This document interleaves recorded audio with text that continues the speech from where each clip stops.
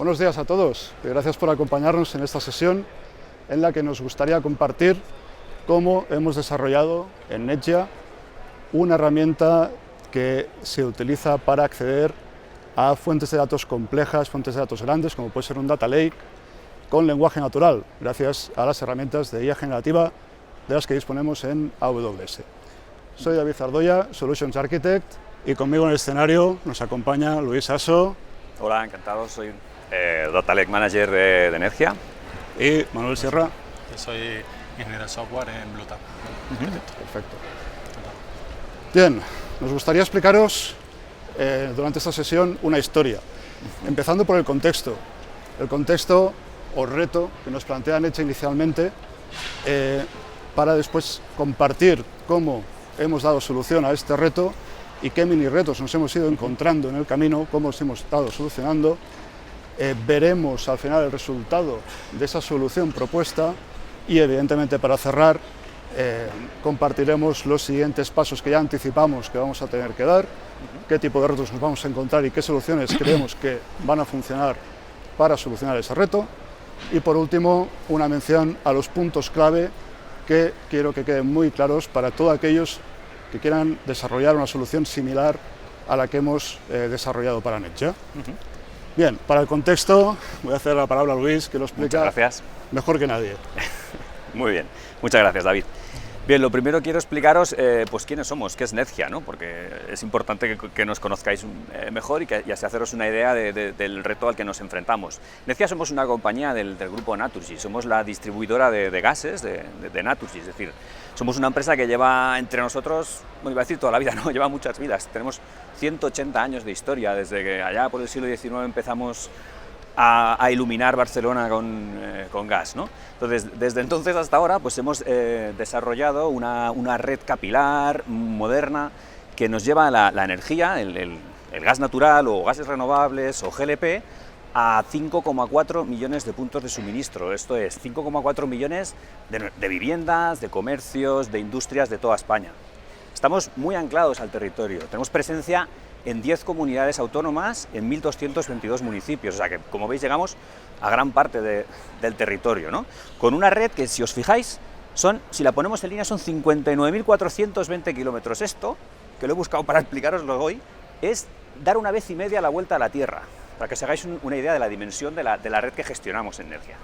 Nosotros la desarrollamos, la mantenemos, trabajamos con empresas contratistas locales, tenemos comunicaciones con ellos, imaginaros, os he puesto ciertos datos para que os hagáis una idea del volumen de información con la que trabajamos. 388.000 llamadas recibidas, 78.000 avisos de urgencias, que se atienden se ve pequeñito, en el 93% de las llamadas en menos de 10 segundos. Monitorizamos toda esta información, ¿no? Se tarda de media 29 minutos en llegar a una urgencia. En llegar a una urgencia en cualquier lugar de estos 1.222 municipios, ¿vale? Somos un gran actor en la energía y somos un gran actor en la descarbonización de la energía y del país. Esta red tan extensa, tan capilar, tan moderna, está preparada desde ya para vehicular gases renovables, molécula verde, que sea capaz de descarbonizar nuestra economía y nuestra industria y nuestros comercios, todo. Desde ya lo podemos hacer. Si os fijáis, tenemos capacidad de inyección de 174 gigavatios hora en esta red, que ya existe a día de hoy. Con esto, si no me equivoco, podríamos abastecer a todo el parque doméstico, a todos nuestros hogares, de energía limpia. Tenemos, por tanto, un compromiso con la sociedad, ¿no? de llegar a ser neutros en carbono de cara al 2050, aprovechando toda esta infraestructura y fomentando el consumo de biometano y de hidrógeno renovable, porque insisto que es muy importante y es algo que la gente no conoce. Esa red tan extensa ya sirve para vehicular ese tipo de energía. Bien, pues en este contexto de tanta información, de empresas contratistas, de llamadas, de operaciones en campo para mantener la red, para asistir a nuestras casas en caso de urgencias, emergencias, ¿os imagináis que el volumen de información y datos que tenemos que gestionar es, hombre, elevado? Y no es un paso fácil. Entonces, en todo este contexto, hace ya, por el lejano 2018, que dijimos, tenemos que hacer algo, ¿no? Tenemos la vocación real de ser una empresa data-driven. Entonces, para ello, estuvimos pensando y decidimos desplegar una infraestructura data-centric en la que recopilar toda esta información, procesarla, limpiarla, ofrecerla, gobernarla, etcétera, ¿vale? Y en ello, pues desde 2018 tenemos una fuente única de datos, nuestro Data Lake, alrededor del cual hemos desplegado todas nuestras políticas, herramientas y procesos para ser la empresa data-driven que a día de hoy ya somos. Os he puesto aquí ciertos datos relevantes para que os hagáis una idea. O sea, en este sistema, os podéis imaginar un mapa de sistemas de una empresa tan grande y tan antigua, pues son muchos sistemas diferentes. Ahora ya los tenemos centralizados en un único punto del que poder sacar, me iba a decir petróleo, no, de poder sacar gas renovable, que para algo somos Netgia, ¿no? Algo que nos ofrezca valor, de verdad. Tenemos 3.200 tablas. El día que hice esta presentación, probablemente hoy sean más, 91.000 campos, que vienen de 32 sistemas diferentes, cada uno de su padre y de su madre, como os podéis imaginar. 47 productos de datos ya construidos y disponibles para que una creciente comunidad de analistas de datos, aquí hay algunos brillantes, por cierto, puedan analizar, consumir y ser autónomos en el análisis y la toma de decisiones en base a los datos. Todo ello gobernado, o sea, tenemos todos estos procesos, las ingestas, las transformaciones, el linaje, cómo viaja el dato, a dónde llega, qué reportes. Todo esto está totalmente gobernado en una herramienta que se llama Sofía, que está basada en TrueDat, un producto de nuestro partner de confianza, que es BlueTab. Todo esto lo tenemos, como veis, montado con AWS y con BlueTab como empresa partner de confianza, ¿vale? Y procesamos muchísima información a diario, muchísimo. 23 teras de datos y 1 millón de objetos cada día, que se mueven por esta inmensa ya fábrica de datos que nos ofrece tanto valor a la compañía.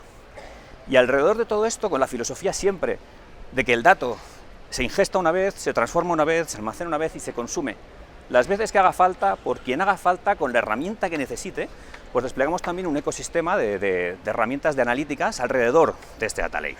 Y aquí os pongo algunos ejemplos. Aquí, al final, todas estas personas que están usando nuestro Data Lake, pues pueden usar lo que necesiten. Si necesitan hacer analítica tipo SQL, pues tienen Acinas, tenemos Redshift, tenemos SageMaker, QuickSight, lo que haga falta, y todo en un ecosistema ciberseguro, gobernado, con nuestros procesos internos de ciberseguridad cumpliendo.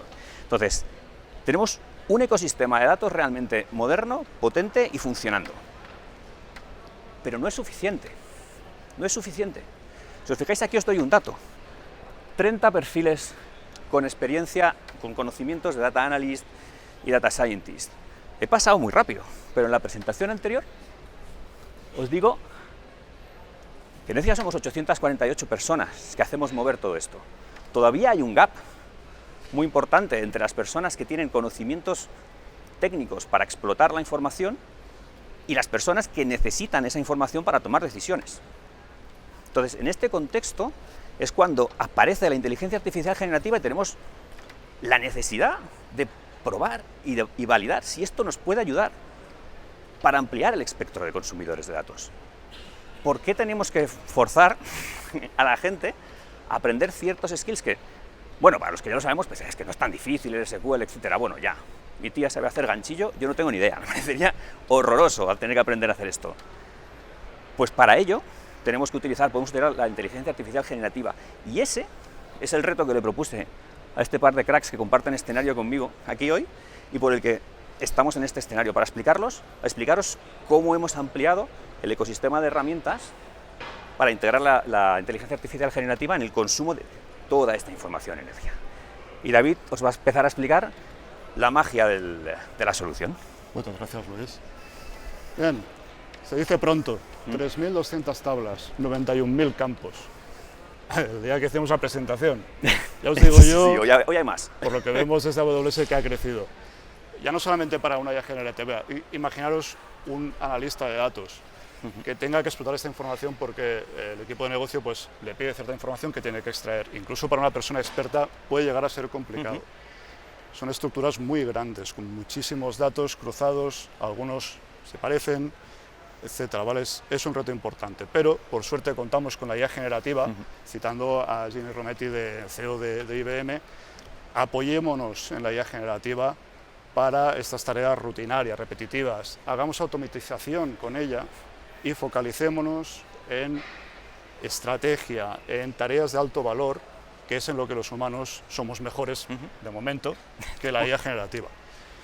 Bien, ¿cómo iniciamos esta conversación, ¿no? La primera sesión que hicimos fue básicamente hacer una demo, tanto a Luis como a Manuel, a Netgia, que es al final mi cliente, y al partner que trabaja con ellos en el Data Lake a día a día, una demo de qué se podía llegar a hacer, ¿vale? Esta demo os dejo el código QR al enlace donde podéis encontrar el código, que gracias a nuestro equipo de AWS de Prototyping disponemos de un montón de demos que podéis reproducir en vuestro sistema de forma súper sencilla para empezar a ver qué componentes se necesitan para este tipo de soluciones.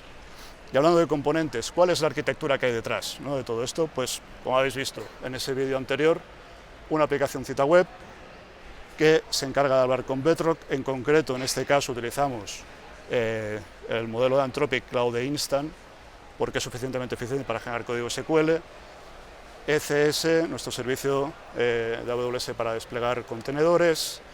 Y en esta demo muy sencillita es una base de datos RDS con solo 2 tablas, pero es suficiente para focalizarnos en los puntos clave, que son, dentro de este ECS hay unos componentes de orquestación que se encargan de manejar las llamadas entre el ALM, la base de datos y la interfaz de usuario, y hay una base de datos de conocimiento, ¿vale? En este caso, ese conocimiento son las estructuras DDL que podéis ver aquí en el lado izquierdo y ejemplos de query que los usuarios acostumbran a hacer contra esa fuente de datos, ¿de acuerdo? Y en este caso, como es una demo, una base de datos de embedding que se gestiona en memoria, ¿vale? ¿Cómo funciona? Pues esa base de datos de conocimiento la generamos en modo vectorial en la base de datos de embeddings, y cuando el usuario realiza una query, una petición en lenguaje natural, en este caso el componente LangChain hace la orquestación para hacer una búsqueda semántica en esa base de datos de conocimiento en función de lo que más se parezca a la petición que está haciendo el usuario, hace la orquestación con el modelo en Bedrock para pedirle que genere el código SQL que después va a ejecutar contra la base de datos. Y evidentemente la base de datos nos devuelve una respuesta que de nuevo captura el orquestador y utiliza de nuevo el modelo de AI generativa para generar una respuesta en lenguaje natural. En el caso de Netgia nos pidieron que además se devolviese la query SQL para poder corregirla, visualizarla, ¿no? Simplemente tocar la demo y listos, es muy fácil. Bien, en esta sesión hicimos el handover y a partir de aquí Manuel os va a explicar las adaptaciones que tuvo que hacer ya implementadas en el Data Lake de Netgia. Correcto. Pues muchas gracias, David. Aquí, para demostrar el valor de la solución, ¿vale?, no nos podíamos quedar en la demo, entonces nos pidieron adaptar la arquitectura al entorno que tiene Netgia, ¿no? Para empezar, en Netgia lo que tenemos, como ha explicado Luis, es un Data Lake, por lo que cambiamos el conector que use ese orquestador para que realice las queries a través de Athena, ¿vale? Respecto a la parte de Bedrock, seguimos usando el modelo de Anthropic, de Cloud Instant, ya que se comporta muy bien para este tipo de casos de uso. Pero la parte esta de embedding que estaba en memoria la sustituimos por un modelo propio, ¿vale? En este caso el Titan G1 de AWS, que lo usamos en una serie de procesos orquestadores, ¿vale?, que ejecutamos dentro de CS para extraer toda la información de metadatos del Data Lake que está en Glue y también del catálogo que tiene Netgia, ¿no?, en la herramienta de gobierno del dato. Toda esa información la almacenamos en embedding, como digo, dentro de un Postgres en RDS con el plugin de pgvector. Así, desagregando un poco estas dos responsabilidades de la parte de orquestación de la de almacenamiento y procesamiento de embedding, pues podemos escalar estas dos soluciones de manera un poco mejor independiente, ¿no? Luego, de forma similar a la demo, desplegamos también una aplicación web, un frontal, donde el usuario puede hacer la pregunta. Esa pregunta se genera el embedding con Titan, como digo, para hacer una búsqueda de similitud sobre la base de datos y extraer toda la información que va a servir de contexto para el modelo y que nos genere la SQL, ¿vale?, que es la que luego vamos a ejecutar a través de Athena contra el Data Lake. Bueno, además de estos cambios de arquitectura, como digo, pues nos hemos tenido que enfrentar a una serie de retos, ¿vale?, que vamos a comentar pues algunos de ellos. Lo primero, como en todo ahora con la IA, generar un buen prompt, ¿no? Es básico. A día de hoy ya tenemos muchos modelos que pueden realizar este tipo de tareas, ¿no?, como pues eso, le damos una pregunta y son capaces de generar SQL. Sin embargo, si no le damos el contexto adecuado, las tablas, etcétera, pues no lo va a hacer bien, ¿vale? Al final se va a inventar pues cualquier cosa. Y por otro lado, también cada modelo tiene sus peculiaridades, ¿no? Han sido entrenados de manera distinta, con una serie de detalles y arquitecturas diferentes. Por lo tanto, tenemos que invertir tiempo en hacer pruebas con el modelo y los datos que disponemos. Pero bueno, hay una serie de tips o consejos que podemos seguir, ¿no? Lo primero es ser muy conciso en la tarea que tiene que realizar el modelo. Por otro lado, proporcionarles las estructuras de datos necesarias. Además, muy importante dar ejemplos, ¿no? Ya que eso va a ayudar mucho al modelo a saber cómo tiene que realizar la tarea y además en este caso a poder identificar las tablas a las que tiene que hacer referencia, ¿vale? También consideramos importante añadir la base de datos objetivos, ya que la sintaxis SQL puede variar, ¿vale? Y por último, bueno, filtrado de tablas, por supuesto, y por último, especificar el formato de salida, ¿no? Porque si esto luego vamos a querer montar unas vía API, pues tenemos que tener un contrato, ¿no? Marco. Vale, el segundo reto quizás es de los más importantes y es contar con un buen contexto de negocio, ¿vale? Ya que eso es lo que va a ayudar al modelo a poder relacionar los términos en los que se expresa el usuario con los conjuntos de datos que tenemos, ¿vale?, en el data lake. Y claro, aquí nos ha pasado que en muchos casos nos encontramos con tablas como la que veis de device, cuya descripción pues era device, ¿no? Muy descriptiva. Claro y conciso. Efectivamente. Entonces, para eso hemos usado nuevamente la IA generativa y en base al perfilado de las tablas y a las DDL, ¿vale?, de estas, pedirle que nos genere una mejor descripción, ¿vale? Y eso lo hemos volcado nuevamente a nuestra base de datos de conocimiento, ¿vale? Ahora, como veis, la tabla pues ya da mucho más detalle de los usos que contiene, de columnas, incluso relaciones, ¿vale? Además era la noche y el día, ¿eh? Antes y después de esto. Total, eso ha sido un punto clave, ¿vale?, en este proyecto. Y por último, aquí me permito tomar las palabras de Vogel, ¿no?, que todo falla todo el tiempo y esto es que lo tenemos que tener siempre en cuenta, porque incluso para una query tan simple como la que vemos, pues se pueden cometer errores, ¿no? Incluso dando el ejemplo, lo hacemos todo bien, es algo inevitable, ¿no?, que hasta la IA se equivoca, ¿eh? Fíjate.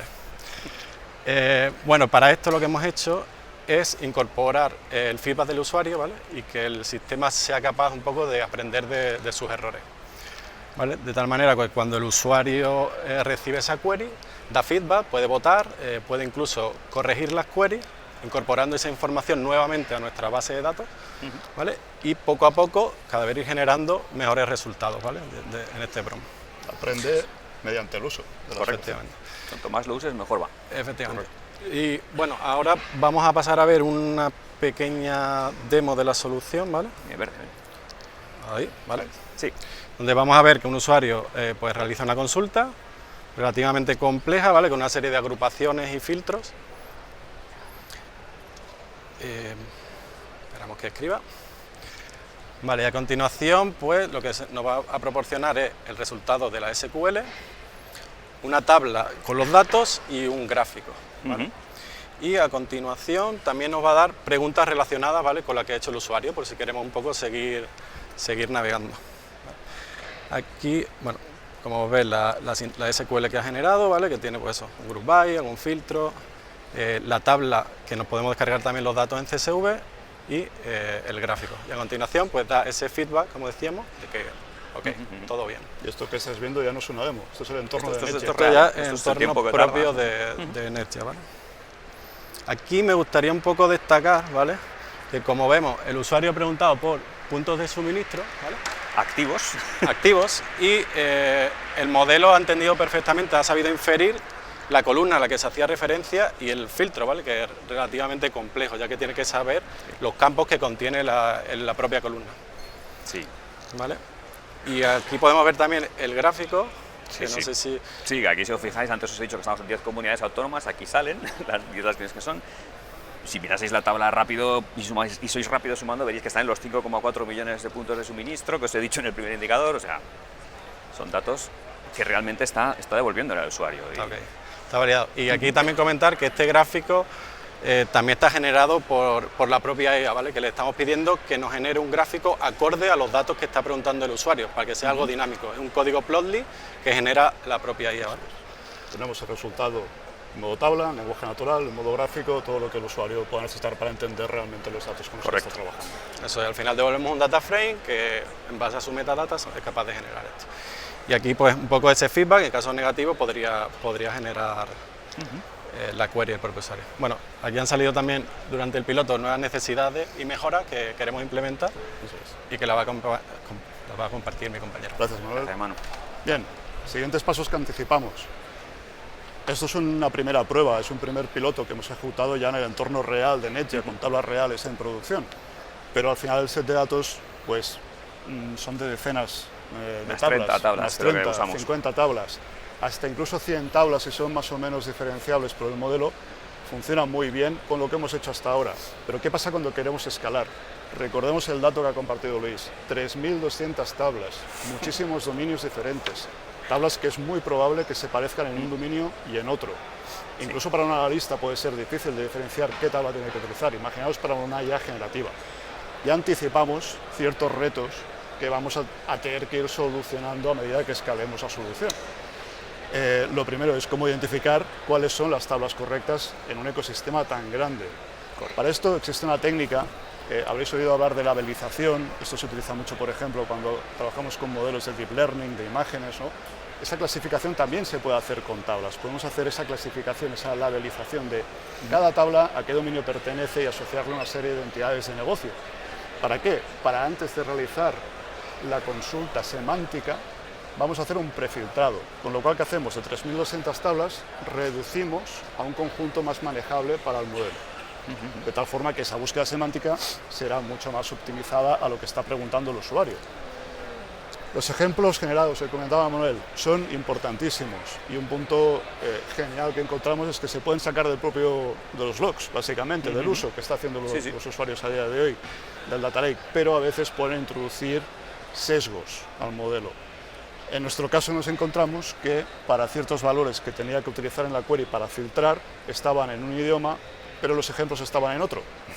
Entonces interpretaba el modelo que tenía que filtrar por un campo identificativo que estaba en este caso en catalán. Sí, sí, claro. Entonces, no. La query evidentemente pues no devolvía datos, ¿no? ¿Qué hacemos para esto? Acabamos de prefiltrar en el paso anterior. Tenemos las tablas clasificadas. Una clasificación puede ser cuáles son las tablas maestras para cada dominio y qué entidades tiene esa tabla. De tal forma que, como parte de la orquestación, le pedimos, hazme una query SQL a esa tabla y obtener el valor real para después utilizarlo en la query más compleja y filtrar correctamente lo que nos está pidiendo el usuario. Incluso una query sencilla, como comentábamos antes, ya no es que sea incorrecta porque la tabla que ha utilizado el modelo ha decidido utilizar no es el adecuado o ha hecho la join por un campo que realmente no es el que tocaba, sino que incluso puede estar mal formada. También se equivoca, igual que me puedo equivocar yo picando la query SQL, ¿no? Para eso, igual que hemos introducido ese feedback del usuario, podemos pedirle al modelo que automáticamente, en un número de iteraciones determinado para no entrar en un loop infinito, corrija esa query. Le decimos, mira, se ha ejecutado esta query contra este sistema y esa es la excepción. Corrige la query y vuelve a ejecutarla. Para eso son muy buenos los modelos. Y al usuario final no le llega esta excepción, le llega directamente el resultado. ¿De acuerdo? Por último, hay muchos pasos, hay muchas técnicas, puede complejizarse bastante la solución, somos conscientes, pero por suerte en Amazon Bedrock contamos con los agentes y contamos con las dos knowledge bases. Agentes, orquestación, toda la parte que hemos visto en el CS se puede montar con lenguaje natural en los agentes y alguna lambda. Y las knowledge bases para acceder a bases de datos vectoriales de forma súper sencilla, a todo el catálogo que tenemos en AWS, incluso third parties. Por último, gracias. Por último, subrayar los puntos clave que tenéis que tener en cuenta para desarrollar este tipo de soluciones, ¿de acuerdo? Primero, aunque parece obvio, un data lake no es una base de datos, no tiene relaciones, ¿vale? Este tipo de soluciones se pueden utilizar para data lakes, para bases de datos, para ambos a la vez, ¿de acuerdo? Pero un data lake no tiene relaciones. Importantísimo, trabajo que hemos hecho en Sofía de metadatado, de explicar muy Básico. bien que tienen las tablas, qué es cada campo, ¿de acuerdo? Separar la base de datos de embedding. Esto no es una prueba, no es un piloto, no es una demo rápida. Una base de datos hay que tratarla con respeto. Separarla y que pueda escalar independientemente de la parte de orquestación y de cómputo, ¿de acuerdo? Son dos piezas arquitectónicamente muy distintas y con sus responsabilidades. Planificar bien el tiempo que tenéis que dedicar al PROM. El PROM Engineering es un punto clave en este tipo de soluciones, esencial que esté bien y que se vaya monitorizando y actualizando. Van saliendo versiones, nuevos modelos, requiere de ir tocando el PROM en muchas ocasiones. Rack prefiltering, lo acabo de explicar en las slides anteriores, pero como se ve en el gráfico, ¿no? Reducir la complejidad, en especial cuando tenemos tantísimas tablas como tiene NetJa. Por último, feedback, tanto automático, corregir excepciones y demás, van muy bien los modelos para esto, como del usuario final, que corrija la query, que pueda decir si me ha servido, si no me ha servido, etcétera, ¿vale? Este feedback ayuda mucho a que la solución aprenda por sí sola, gracias al feedback, y vaya creciendo, no tenemos que desarrollar prácticamente nada, no hay que mantenerla. Sin más, aquí acabaría la sesión. Recordaros que en la aplicación del evento podéis votar, podéis darnos feedback, os agradeceríamos. Y muchas gracias por vuestra atención. Muchas gracias. Un saludo de parte de todos.